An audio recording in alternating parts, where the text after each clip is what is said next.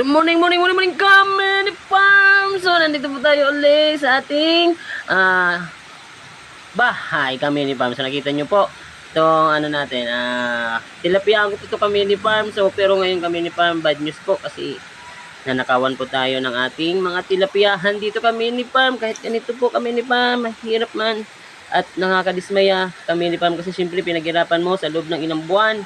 Dapat i-harvest ko na sana kami ni Pam yung aking mga tilapia, kaso naunahan po tayo.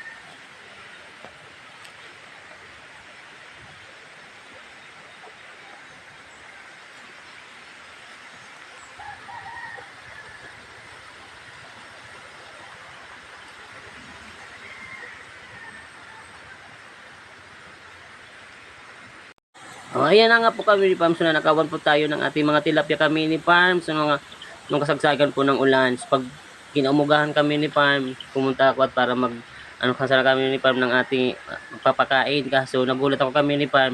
Iilan na lang yung tilapia. Tapos nakita ko kami ni Pam yung net doon.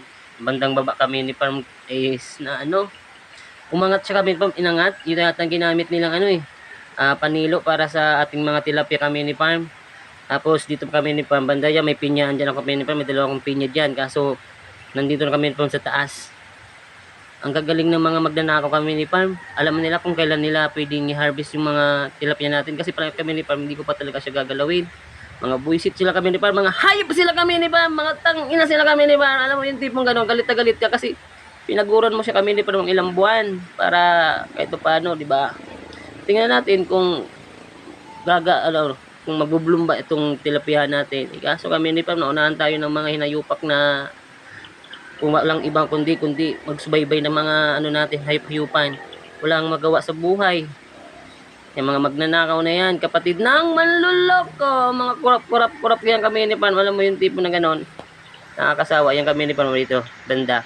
Nung pinumunta ko dyan nung nakaraang araw kami ni Pam, yung net ko dyan, umangat talaga. Tapos yan yung pinya kami ni Pam, nasa labas na.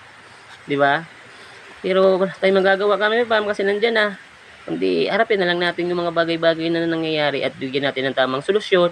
Kaya for now kami ni Pam, kung ano naman nakatira dyan, kung ano muna nakalagay dyan na tilapia, kung ilan na natira, yun muna for now kami ni Pam kasi gagawa natin ng magandang sistema yan. Salamat kami ni Pam.